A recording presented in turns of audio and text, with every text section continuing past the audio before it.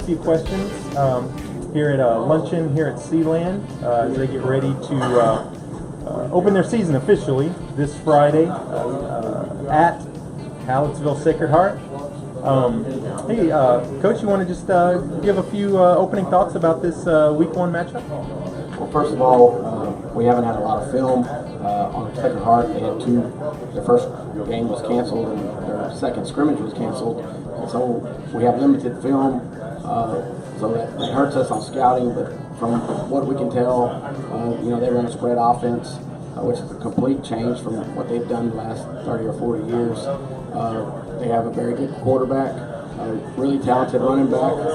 Their defense flies around, and their secondary comes downhill and makes plays. Last year, y'all had that epic game with Fall City, and it seems like y'all two may be kind of the class of this region again, possibly. Well, you never know. I would like to think that that's how it'll play out. We'd love for it to play out that way, but we have some. Fall City is Fall City. They have a great history, and they've been extremely successful. Louise is a really good football team. They had a lot of young kids last year. Pettis, Eagles, those guys went from, I believe, 1-9 to 4-6 and made the playoffs. They're 5-5 and made the playoffs last year. Runge has a lot of kids back, and Charlotte has a lot of kids back. Just, as a coach, you just can't say, oh, we're going to be the class of our district. Our kids have a lot to prove, and we have a lot of improvement to do to get to where we want to be, and we got to take it one week at a time. Coach, talk about the run of athletes. We talked a little bit about that before. You've had really a run of great athletes, and how important it is now to get that next generation coming through in your program. You're correct. We had a great run of athletes. I mean, we won 2 state baseball titles. Last year's seniors played 10 football playoff games. They won a record number of games in basketball, and so we had a great run of athletes. A lot of those kids are gone. These younger kids have watched those upperclassmen win, watched them be dedicated, and these younger kids want to do as well as they can, and they're giving their maximum effort. And that's a tribute to our senior class, the last 2 senior classes that came through Flatonia. They were great examples of not just winning, but great examples of how you practice, being on time, great discipline in every sport they did. And these younger kids have followed suit. And so that's really how you build a program and an overall program. You're coming off a 5-5 record this year. But you've got some new faces, not only new players, but on your coaching staff as well. Yes, we do. We've got several new kids. We've got about 4 starters out now that didn't play football at all last year. So we're trying to get them back in the swing of things, and they're doing a good job for us. And we've got several kids that came up as juniors this year having to play. We lost quite a few starters, but we had several step in at the end of last year and get some playing experience due to injuries. So, we lost a pretty big senior class. But we're injury plagued last year, so we're hoping we can get through this year a little better than we started, because we lost a few already this season. But coaching staff, we've got several new coaches on staff. Brought in David Sine and Carpenter, Coach Carpenter that we brought in is a new young guy, and Coach Ward brought him in as well, who was on staff but not coaching. So, we've got several guys that are new to the staff, and we're really excited about what they bring to the table. Y'all open the season at home this Friday against Luling, right, Coach? Yes. Just kind of talk a little bit about them as an opponent, and what's going to be the keys in that game. Well, Coach Campbell's been there a few years now, and he's got them going a little better every year. They're athletic, they execute well. You can't let them get in open space, because if they're in open space, they can hurt you. Defensively, they're sound, and we've had a little success against them the last few years, but they're getting better and better, so they're definitely going to be a tough opponent. What stuck out to you from that scrimmage against Hallettsville last week? Well, we're still kind of in the best thing about playing, and I told Tommy down there this too, that the only good thing really about playing them early in the season is getting to see how we can handle speed, and if our scheme will stand up to that kind of speed. And fortunately, we won't see that kind of speed as a team probably for the whole year. But it did get the look at what we wanted to, which was, how can we stop kids in open space? And we struggled with that. Their scores were all big scores. I think every one of their touchdowns came from 30 yards out. So, we did struggle with containing the speed. There were some things that we definitely need to fix, but I did get the look that I wanted to as far as finding out, how our scheme was going to handle what they were doing, and offensively what we could do against a team, that had good speed. So, we got a good look at the things I needed to. Unfortunately, it was a scrimmage and not a game. Jace Hollis and Walker Sign are kind of battling for that quarterback spot. Have y'all made a decision on that, or?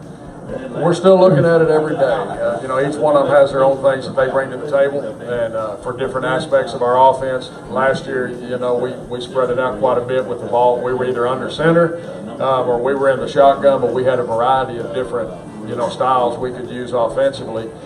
These two guys bring totally different, aspects to the game. An open space player and then a bigger under center type quarterback.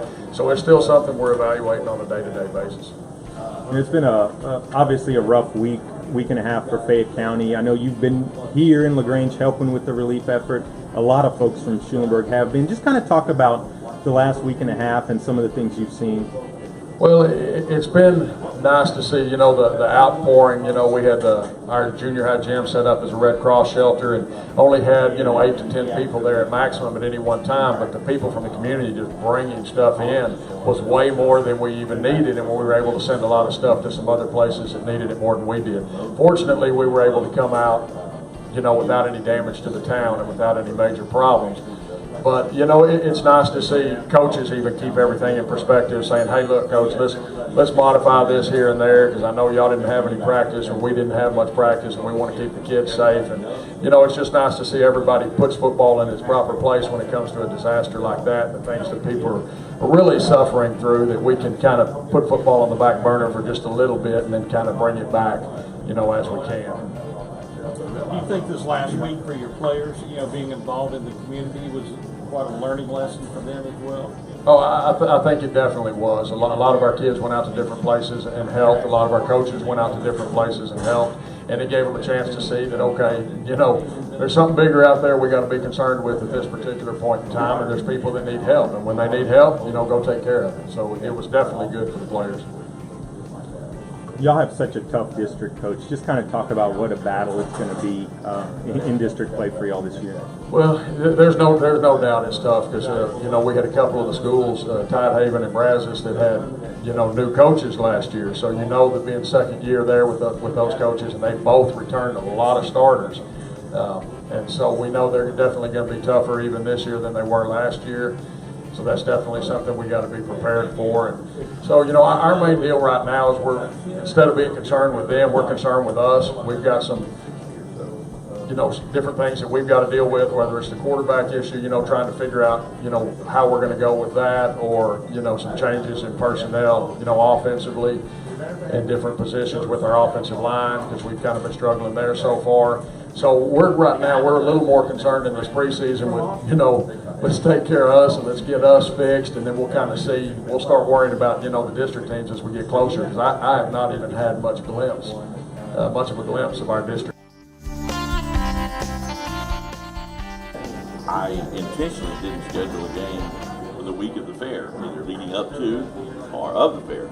Well, they moved the fair judging back a week, and so where I thought I was actually going to have a week to really get in some practice and get in some work, it's going to be kind of all fabricated, kind of put together again to get it all together, because we're playing on Saturday, and I've got kids that are going to be at the auction on Saturdays. So it's when you live in a rural area, you have to dance with who brung you, like Darryl Royal says. You have to make it work. Right. We do have one team though in Mount Carmel in Houston, which is down off of Highway 45 and Clear Lake Boulevard. And I still don't know where we're playing or what time we're playing them. I don't know if we're playing them Friday night in Brenham. I don't know if we're playing on Saturday in Brenham. I don't know if we're playing Friday night in someplace in Houston or Saturday someplace in Houston.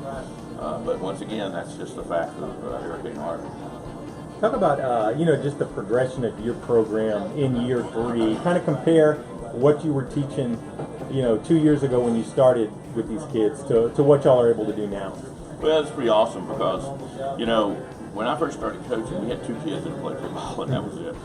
And you had to teach them. Usually, when I coached in the past, I had kids that had been probably playing football since when they were 8 years old, flags, and then going to freshmen and junior varsity, varsity. So they knew basically, the ins and outs and the basics of football. I didn't realize how much my kids didn't know. I thought I'd done a fairly good job for our very first game of the season. We elected to receive the kickoff, and my two deep backs just stood there and looked at the ball. They were thinking it was like a punt. And I started screaming. I'm going, "Oh, coach, you don't realize how much you really got to try to teach these kids. They know nothing." So this time around, though, I've got kids that have been playing for 2 years, and so they're almost like assistant coaches to the new kids that come in. And it's so much easier because they know the offense, they know the defense, and basically it's you can send these kids into any position because they have to learn every position. At one point in time, they're going to play every position except probably quarterback. But anybody can play center. I mean, and everybody's eligible. We have center sneaks, center eligible, center pass. We have guard pulls, inside handoff to the guards. So it's wide open, and it's a lot for kids to learn, especially when you go to a big program where you've got 100 kids out there, and you've got 50 on your varsity, 50 on your junior varsity. Whereas you've got specialty players. We don't have specialty players. We just have football players. So, and it's fun. You can just reach over here and grab somebody and say, "Go in for so and so." And when you throw them out there, they know where so and so's playing right now, and so they know, okay, I'm going to be outside linebacker now, and or I'm going to be nose guard, or whatever. So it's great for the kids. They learn a lot about football that they might not necessarily get a chance to learn in a big program. You get to be specialized, not here. If you're on the football field, you're specialized. Talk about the response of the community. They've kind of gone from maybe skeptical about this program to really embracing six-man football, huh? Yes, and that's good. I think a turning point was last year. We were playing Buckholz. Buckholz is a district rival of Fayetteville, and we were behind 46 to I think like 22 at that time, and I got the kids over there and I said, "Look, we got them right where we want them." I said, "Look at those kids, they're gassed." Because we run a no-huddle offense for the most part. The ref sets the ball, we run the play. And that's some coaches use their best 6 or 7, 8 players to play the whole game. We try to play everybody the best of our ability. We will show up more in the second half. And so what happened was we did come back. And that game, we ended that game 79-62. We won. And we could have actually scored again, but there wasn't a point to do that, obviously. But what that showed those kids, and many of them went to play on the baseball team. And the baseball playoffs this year, and during the season, those kids had to come back in the baseball game too. And there are some people that saw the program and everything else, and they said, "You know what? That football program showed those kids that they don't have to give up; they can come back." And really, hey, if we've accomplished even part of that, that's great. That's great. So hopefully, at some point, the community will fully embrace it and be able to take it into the school system. And but if not, until that time, they're still going to be the Fayette County Panthers. We got some kids coming up. We got we have I think 9 kids in our junior high program, and we may have some more. And hopefully, as more kids move into the district, which there's more kids that have moved into the district, we'll have more kids that come in that are actually interested in playing varsity ball. We ended up ranked number 2 in the state last year. After our second year, we're ranked number 3. The only reason we're ranked number 3 is a big school out in Dallas, out there in Louisville, became independent this year, and so they had a pretty good record last year, and they're ranked number 1. Campbell's number 2, and we're number 3. But we're going to hopefully get a chance to settle those issues to some degree at the end of the season, because the Independent Six-Man Bowl Series, it basically has a start now, and we'll we'll have 2 games for sure this year. The first game that's confirmed is the Campbell Fayette County game, and that's going to be probably in Waco on the in week 11, which happens to be the weekend of the 10th and 11th of November. So the kids have come a long, long way, and it's amazing to see them out there today. Even though we've only had 4 full practices with everybody there, we're so much further down the road, and it's because of all that experience. And plus, we got 5 seniors. Yeah, it's been really humbling, to be honest with you, to see, you know, like I said a lot of times, I think the city leadership has just done an unbelievable job. And first of all, getting people out, and once people are out, what are the needs, you know? And just like this morning, we had more bottled water than we could even think of, just because the boil ban was still in place. So whatever our needs have been as a community, and as a school district, has been met. I mean, by just unbelievably so. So it's just humbled to be a part of the city at this point. You know, couldn't be more proud of the way they've responded, and that's what it's all about. When perseverance, you know, it's about perseverance. And it's a microcosm of life, and that's why we all love football, because it's a microcosm of, you know, getting knocked down and getting back up, and finding a way to persevere and get to the next play, get to the next day, you know, get to the next week, as we've been trying to do. And so it's been interesting. Didn't see the football team for 12 days. Left Lockhart 2 Thursdays ago and reconvened yesterday, Tuesday. So that was interesting in the middle of I guess we practiced Monday morning, so it was right at about 11 or 12 days. But kids are ready to go. You know, football will get to be a release for a lot of them now, which is great. I know you've got a coach who's homeless. Yes. Do you have some players who are currently homeless? High school wise, I think we had 3 high school football players that were affected, that have lost pretty much their homes, and then so don't know the junior high numbers yet, just because we just saw them for the first time today. So, but for sure, and then Coach Magnus was down the Riverview Lane, and I guess had about 7 feet of water in his house. So that was also pretty neat to see, is the community in those streets back there were hit the hardest, and obviously, you know, Colorado Landing and all those. Going back in there and working. Last Thursday, we all met up as a staff and went to Coach Magnus' house. And then you had kids helping to their houses. It was just a sense of pride. You know, you hate that it's happening, but at the same time, you couldn't imagine how many tractors and people were down there ripping out sheetrock and whatever you had to do to help help a person in need. What impact do you think it's going to have on your kids long term to go through a week like this and then work with the relief effort and having to go through all this? Life's a lot bigger than just sports, isn't it? Oh my gosh, it puts things in perspective real fast. You know, football is just a vehicle to first of all make kids, you know, to teach kids about life and make them a better person. And now, like I told them yesterday, I said we got an opportunity to make this town feel, at least smile for about 3 hours every Friday night. And only you 39, 38, however many is going to, you're the only ones that get to impact that, you know. And so that's not pressure. They should embrace that and know that it's an opportunity that they get to once again impact this town in a positive way. But there's no doubt it's put it in a perspective in a huge way, and I know it's been life changing for all of us. Talk about this week's opponent, Argyle. It's obviously a tough challenge right off the bat. Yeah, there's no doubt. You know, those Eagles are, I guess they've been to 5 state championships, won one, and real close on a couple others. And so Coach Rogers is kind of a legend up there, done an excellent job starting the program. You know, I don't even think they were in existence when I was in high school, you know, just about 10 miles south of them up there. But it's a machine. It's kind of what I told our kids. They're kind of a machine.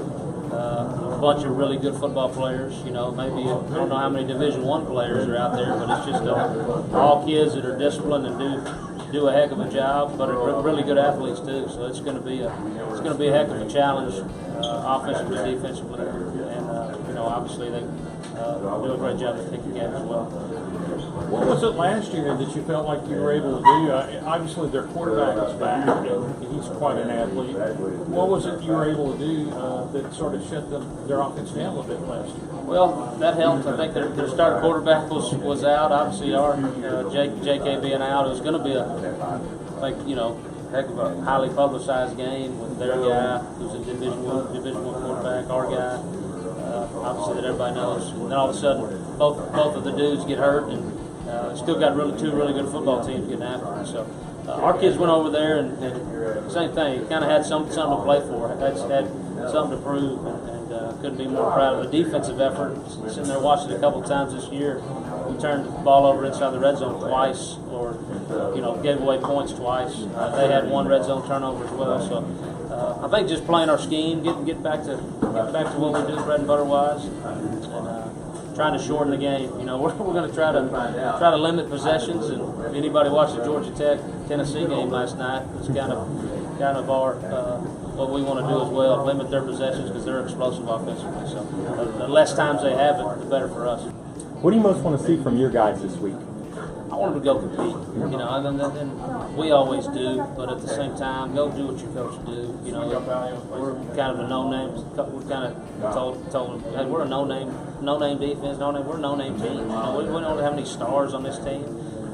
We're LaGrange, and if there's something that you can fight for this week and the rest of this season, it's for this town that we love. And so they're going to go compete their tails off, and try to. Within the schemes of offense, defense, and special teams, they got to do their job. Everybody's got a job to do, and by God, we've seen that through the relief effort. Do your job, and good things happen, and results come. So that's kind of our rally cry this week.